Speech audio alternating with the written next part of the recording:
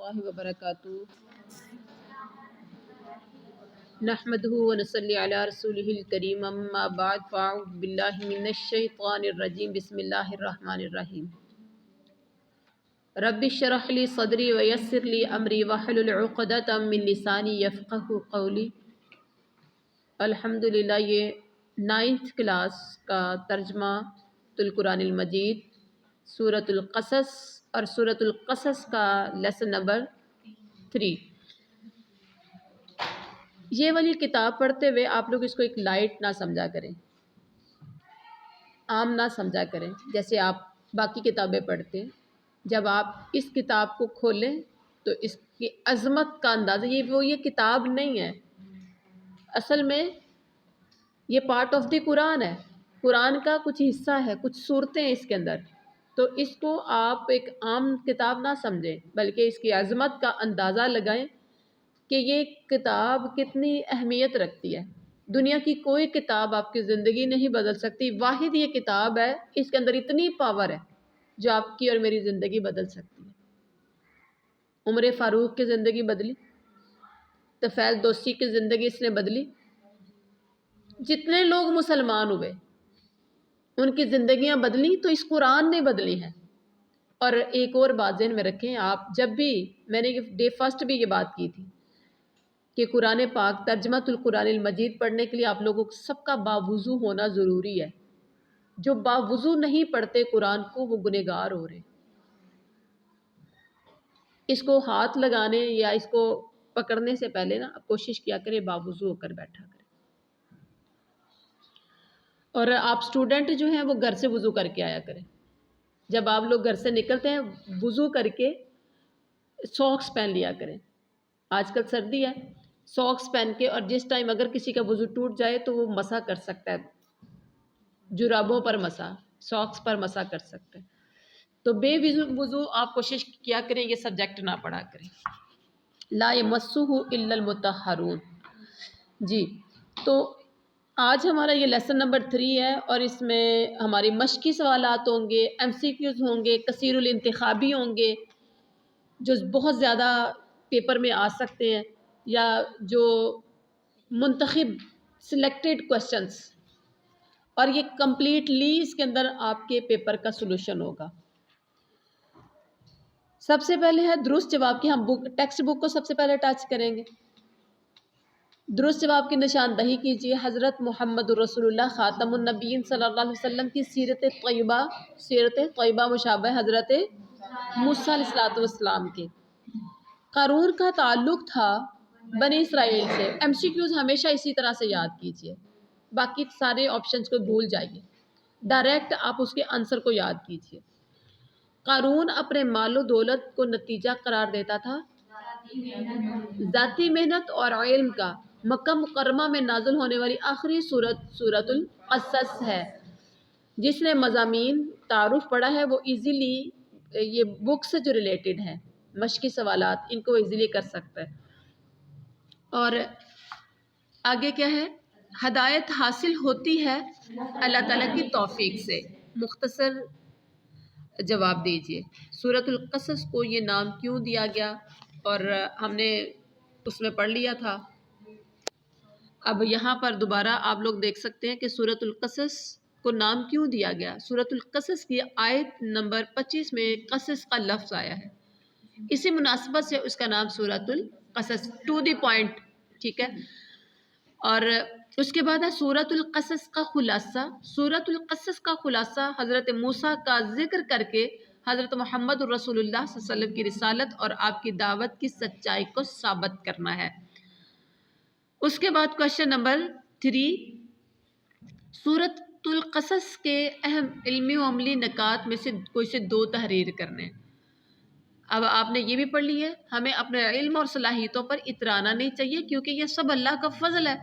Number 2 पे है जालिम लोग लोगों को तकसीम करके उन पर हुकूमत करते हैं। या आपको जो भी इल्मी निकात है इनमें से कोई आप याद कर लीजिए, ठीक है। आप एक ये भी क्वेश्चन पूरा भी आ सकता है कि इल्म अमली निकात सूरतुल क़सस के तहरीर करें, वो सारे आपको लिखने होंगे। और अगर आपको कोई 2 या 3 शॉर्ट क्वेश्चन में आ जाता है तो शॉर्ट क्वेश्चन में आपको फिर ये कोई भी याद कर लें। अगर आपने کمپلیٹلی یاد کیا ہوگا تو ایزی ہو جائے گا آپ کے لیے یہ 1 2 کا جواب دینا۔ جی اس کے بعد ہے قارون کے بارے میں آپ کیا جانتے ہیں؟ سورۃ القصص میں بنی اسرائیل کے ایک شخص قارون کا عبرت ناک واقعہ بیان کیا گیا جس نے آخرت کے مقابلے میں دنیا کو ترجیح دی اور اپنی قوم کے بجائے فرعون کی خدمت کی۔ حضرت موسیٰ نے اسے درست راستے پر لگانے کے لیے دعوت دی لیکن وہ بندہ نہ مانا۔ یہ شخص اپنے پاس موجود مال و دولت کو اپنی ذاتی محنت اور اپنے علم کا نتیجہ قرار دیتا تھا اور اللہ کے احسان اور نعمت کا انکار کرتا تھا۔ یہ شخص اپنے اسباب و مال کے ساتھ، جتنا مال اس کے پاس تھا سب کے ساتھ ہی وہ ہلاک کر دیا گیا۔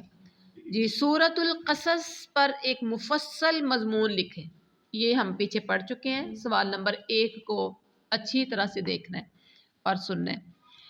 اس کے بعد ہے سرگرمیاں برائے طلبہ۔ سورۃ القصص میں حضرت موسیٰ کا واقعہ بہت تفصیل کے ساتھ آیا ہے۔ آپ تحقیق کیجئے کہ قرآن مجید کے کتنے پاروں میں حضرت موسیٰ کا تفصیلی یا مختصر ذکر آیا ہے۔ قرآن مجید میں حضرت موسیٰ اور ان کی قوم بنی اسرائیل کے اتنے تفصیلی ذکر کی حکمت اور وجہ کیا تھی؟ سوچنے کی بات ہے نا۔ کوشچن بنانے والے نے بڑا کمال کا سوال بنایا۔ جی اب آپ اس کا جواب کیا دیں گے؟ غور سے دیکھیے، انبیاء کرام میں سے سب سے زیادہ حضرت موسیٰ علیہ السلام کا ذکر قرآن پاک میں آیا ہے۔ اگر آپ پڑھیں گے تو آپ کو اندازہ ہوگا۔ قرآن مجید کی 30 صورتوں میں 30 صورتوں میں حضرت موسیٰ کا ذکر موجود ہے۔ اللہ تعالیٰ نے موسیٰ کو بہت سے معجزات سے نوازا تھا۔ آپ کو بنی اسرائیل میں دعوت و تبلیغ کے فریضے پر فائز کیا گیا۔ اللہ تعالیٰ نے اس قوم کو اپنی بہت نعمتوں اور نوازشات اور احسانات سے نوازا تھا، لیکن یہ قوم اپنی ضد، ہٹ درمی، انا پرستی، خود غرضی، حسد، تکبر کی بنا پر انبیاء کرام کی تحقیر سے یہ باز نہ آئی۔ انبیاء کرام کو حقارت کی نظر سے دیکھتے تھے یہ لوگ، انبیاء کی بات نہیں مانتے تھے۔ مدینے میں آپ خاتم النبیین صلی اللہ علیہ وسلم کا پالا اسی قوم سے تھا۔ قرآن میں بار بار اللہ تعالیٰ نے قرآن پاک میں اسرائیل اور حضرت موسیٰ کا ذکر کر کے انہیں توحید اور رسالت کی دعوت دی۔ جی اس کے بعد ہے آپ نے یہ بھی پڑھا کوشچن نمبر، یہ سرگرمیاں برائے طلبہ نمبر 2 کی طرف جائیں۔ آپ نے پڑھا کہ بنی اسرائیل کا ایک مالدار شخص قارون اپنی نافرمانی کی وجہ سے ہلاکت کا شکار ہوا۔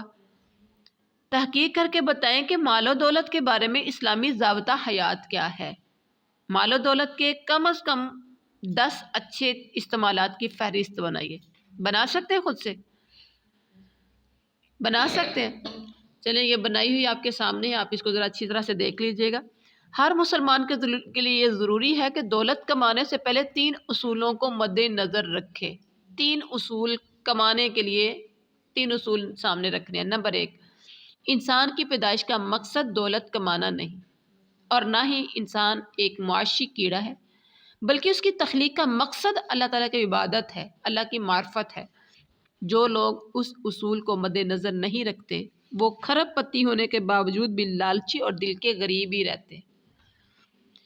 نبی کریم صلی اللہ علیہ وسلم خاتم النبیین صلی اللہ علیہ وسلم نے فرمایا انسان دولت سے امیر نہیں ہوتا بلکہ امیر وہ ہے جس کا دل امیر ہے۔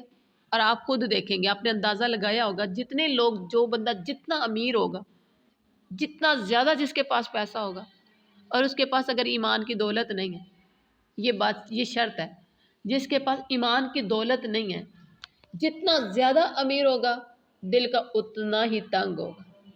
ہاں کچھ لوگ ایسے ہیں جو بہت امیر ہیں لیکن ان کے پاس ایمان کی دولت ہے، یعنی ان کا تعلق اللہ کے ساتھ ہے، لگاؤ اللہ کے ساتھ ہے، وہ لوگ دل کے تنگ نہیں ہیں۔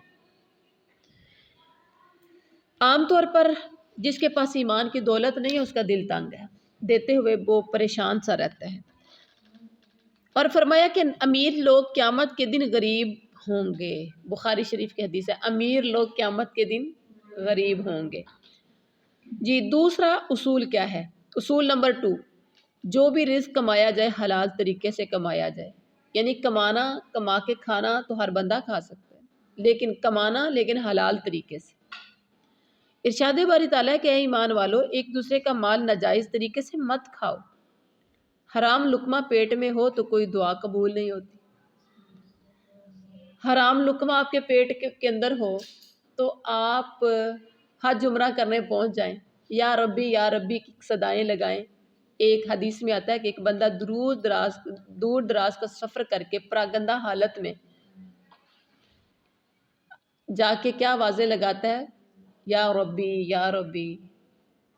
کعبہ کا طواف پکڑ کے اگر وہ کہے یا ربی، تو آگے سے آواز آتی ہے مطعمہ حرام ومشربہ حرام وملبسہ حرام، تیرا رزق حرام کا جو تو نے کھایا، تیری غذا، تیری پرورش جس طریقے سے کی گئی، جس رزق سے کی گئی وہ بھی حرام، جو تو نے کپڑا پہنا یہ بھی حرام کا۔ تو پھر فنا یستجاب لذالک، ایسے بندے کی دعائیں قبول کیسے ہوں؟ آج ہماری دعاؤں کی قبولیت نہ ہونے کی وجہ بھی کچھ ایسی ہی بن سکتی ہے۔ ہر بندے کی دعا قبول نہیں ہوتی۔ ایک صحابی حضرت سعد بن وقاص کہتے ہیں اللہ کے پاک پیغمبر میرے لیے دعا کیجئے، اللہ مجھے مستجاب الدعوات بنا دے۔ مستجاب الدعوات یعنی ایسا شخص جس کی دعائیں قبول ہوتی ہوں۔ تو آپ صلی اللہ علیہ وسلم نے اسے ٹرک اینڈ ٹپس بتایا، اور کوئی لمبی چوڑی باتیں نہیں کی، ایک ہی بات بتا کے بات ختم کر دی۔ وہ ٹرک کیا تھا؟ وہ ٹرپ کیا تھا؟ اپنا کھانا حلال کر لو، بس اپنا کھانا حلال کر لو۔ کتنی بڑی بات ہے۔ مال و دولت تیسرا جو ہے، اب دو ہو گئے، اصول نمبر 1، اصول نمبر 2، اور اب آ گیا اصول نمبر 3۔ انسان کو چاہیے کہ اس مال و دولت کا اصل مالک اللہ کو سمجھے، رزق کا اصل مالک، مال و دولت کا اصل مالک اللہ کو، اور اپنے پاس اسے اس کی امانت ہی سمجھے جو میرے پاس ہے یہ سب کچھ امانت ہے، اور اسے اللہ کے احکامات کی روشنی میں ہی خرچ کرے۔ خرچ کرنا ہے تو پھر کچھ لوگ ہوتے ہیں جن کے پاس پیسے ہوتے ہیں لیکن خرچ کرنے کے لیے جگہ نہیں ہوتی، یعنی دین کے راستے میں خرچ نہیں کرتے، روڑنے کے لیے، گرانے کے لیے، یوں سمجھ لیں ضائع کرنے کے لیے، ڈانسر کو دینے کے لیے، طوائفوں کو بلانے کے لیے، شادیوں پر پھینکنے کے لیے، اور بنڈوں کو دینے کے لیے، اور اسی طرح سے گناہ کے کاموں پر لگانے کے لیے وہ لوگ بہت خرچ کرتے ہیں، دین کے لیے ان کے پاس کوئی کچھ نہیں ہوتا۔ تو آپ ذہن میں رکھیے اصل مالک مال کا اللہ، اور اسی کے راستے میں دینا ہے دولت۔ اور ہاں، جو آپ نے لاسٹ میں مال و دولت کے کم از کم 10 اچھے استعمالات کی فہرست، اب اس میں مال و دولت کے اچھے استعمالات میں نمبر 1 فقیروں کی مدد کرنا، نمبر 2 اعزاء و اقربا کی مدد کرنا یعنی عزیز و اقارب کو دینا، نمبر 3 بھوکوں کو کھانا کھلانا، نمبر 4 قرض داروں کا قرض ادا کرنا۔ یہاں یہ والا کام نہیں ہم سے ہوتا، بھوکے کو پھر بھی کھانا کھلا دیتے ہیں۔ اگر بہن بھائی مقروض ہے، ہم قرض اتارنے کے لیے اس کا تیار نہیں، کیا کہتے ہیں خود ہی دے گا۔ مسافروں پر خرچ کرنا، تبلیغ و اشاعت دین کے لیے خرچ کرنا۔ نمبر 7 معاشرے میں غربت کے خاتمے کے لیے مالی وسائل عطا کرنا، معاشرے میں غربت کے خاتمے کے لیے۔ اور 8 بیواؤں اور معذوروں کی ضروریات پوری کرنا۔ نمبر 9 غریب و نادار طلبہ کی فیس ادا کرنا یا کتب وغیرہ خرید کر دینا۔ نمبر 10 بیماروں کی ادویات اور دیکھ بھال پر خرچ کرنا۔ اگر ایسا ہو جائے تو کوئی فقیر رہ سکتا ہے، کوئی غریب رہ سکتا ہے، کوئی پریشان رہ سکتا ہے جی۔ اس کے بعد ہے نیچے دیکھیں معروضی کی طرف آ جائیں، کثیر الانتخابی یعنی جو آپ سے بک سے نہیں ہے، یہ ہیں کثیر الانتخابی سوالات۔ سورۃ القصص ہے مکی، ٹھیک ہے، کوشش کرتے ہیں جلدی جلدی سے کمپلیٹ ہو جائے یہ۔ اور سورۃ القصص کی آیات 88 ہے۔ مکہ مکرمہ میں نازل ہونے والی آخری سورۃ سورۃ القصص ہے۔ حضرت موسیٰ کا ذکر کر کے حضرت محمد رسول اللہ صلی اللہ علیہ وسلم کی رسالت اور دعوت کی سچائی کو ثابت کیا گیا۔ سورۃ القصص میں سورۃ القصص کے پہلے 5 رکوع میں تفصیل سے واقعہ حضرت موسیٰ کا ہے۔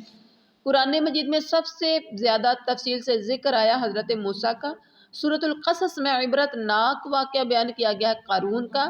قارون نے آخرت کے مقابلے میں ترجیح دی دنیا کو۔ قارون نے خدمت کی فرعون کی۔ قارون کو درست راستے پر آنے کی دعوت دی حضرت موسیٰ نے۔ قارون اپنے پاس موجود مال و دولت کو نتیجہ قرار دیا کرتا تھا، اپنی ذاتی محنت اور علم کا اپنے مال اور اسباب کے ساتھ ہلاک کر دیا گیا قارون کو۔ سورۃ القصص کے اختتام پر حضرت محمد رسول اللہ صلی اللہ علیہ وسلم کی امت کو خصوصیت سے تلقین کی گئی ہے اللہ کے سوا کسی کی عبادت نہ کرنے کی۔ ظالم لوگ لوگوں پر حکومت کرتے ہیں ان کو تقسیم کر کے۔ اللہ تعالیٰ کی خاص نعمتیں ہیں حکمت و دانائی اور علم۔ اس کے بعد ہے دنیا کی نعمتیں کوئی حیثیت نہیں رکھتی آخرت کے مقابلے میں۔ اللہ تعالیٰ نے دن بنایا ہے رزق تلاش کرنے کے لیے۔ کون سا مال ہلاکت اور بربادی کا سبب بنتا ہے؟ اللہ کو ناراض کر کے کمایا۔ سرکش تھا فرعون، ہدایت ملتی ہے اللہ کی توفیق سے۔ جی اس کے بعد ہمارے کثیر الانتخابی سوالات۔ سورۃ القصص مکی ہے یا مدنی؟ اس کی آیات کتنی ہیں یہ بھی ہم پہلے پڑھ چکے ہیں۔ سورۃ القصص کس طرح مکہ میں نازل ہونے والی آخری سورت ہے؟ سورۃ القصص مکہ مکرمہ میں نازل ہونے والی آخری سورت ہے کیونکہ اس کی آیت 85 اس وقت نازل ہوئی جب حضرت محمد رسول اللہ خاتم النبیین صلی اللہ علیہ وسلم ہجرت کی غرض سے مدینہ منورہ کے لیے روانہ ہو چکے تھے۔ سورۃ القصص کی وجہ تسمیہ، اس کی آیت نمبر یہ پیچھے ہم کوشچن کر چکے ہیں۔ سورۃ القصص کا خلاصہ بھی کر چکے ہیں۔ سورۃ القصص کے پہلے 5 رکوعوں میں یہ بھی کر چکے ہیں۔ قرآن مجید میں حضرت موسیٰ کا ذکر تفصیل کے ساتھ کیوں آیا ہے؟ قرآن مجید میں پچھلے انبیاء میں سب سے زیادہ تفصیل کے ساتھ حضرت موسیٰ کا ذکر آیا کیونکہ حضرت موسیٰ کے حالات زندگی حضرت محمد رسول اللہ خاتم النبیین صلی اللہ علیہ وسلم کی سیرت طیبہ کے ساتھ کئی چیزوں میں مشابہت ہے۔ سورۃ القصص میں بنی اسرائیل کے کس شخص کا عبرت ناک واقعہ بیان ہوا؟ قارون کا۔ قارون کیوں اپنے مال اور اسباب کے ساتھ ہلاک ہوا؟ حضرت موسیٰ نے قارون کو درست راستے پر آنے کی دعوت دی لیکن وہ نہ مانا۔ یہ شخص اپنے پاس موجود مال و دولت کو اپنی ذاتی محنت اور اپنے علم کا نتیجہ قرار دیتا تھا اور اللہ کے احسان اور نعمت کا انکار کرتا تھا۔ یہ شخص اپنے مال و اسباب کے ساتھ ہلاک کر دیا گیا۔ سورۃ القصص کے اختتام پر حضرت محمد رسول اللہ خاتم النبیین صلی اللہ علیہ وآلہ وسلم کی امت کو خصوصیت کے ساتھ کیا تلقین کی گئی ہے؟ کیا تلقین کی گئی ہے کہ اللہ کے سوا کسی کی عبادت نہ کریں۔ ظالم لوگ کس طرح حکومت کرتے ہیں؟ لوگوں کو تقسیم کر کے۔ کون سی خاص نعمتیں اللہ کے خاص بندوں کو عطا ہوتی ہیں؟ حکمت و دانائی، علم اور کیا ہے؟ حکمت و دانائی اور علم۔ سورۃ القصص میں ہدایت کے بارے میں کیا بات سمجھائی گئی ہے؟ ہدایت صرف اللہ کی توفیق سے حاصل ہوتی ہے، اس لیے ہمیں اللہ سے ہدایت کی دعا کرتے رہنا چاہیے۔ دنیا کی نعمتوں اور ساز و سامان کی آخرت کے مقابلے میں کیا حیثیت ہے؟ ان کی کوئی حیثیت نہیں ہے۔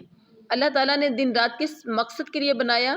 دن بنایا فضل تلاش کرنے کے لیے اور رات بنائی ہے آرام کرنے کے لیے۔ ہمیں اپنی صلاحیتوں پر کیوں اترانا نہیں چاہیے؟ ہمیں اپنے علم اور صلاحیتوں پر اترانا نہیں چاہیے کیونکہ یہ سب اللہ کا فضل ہے۔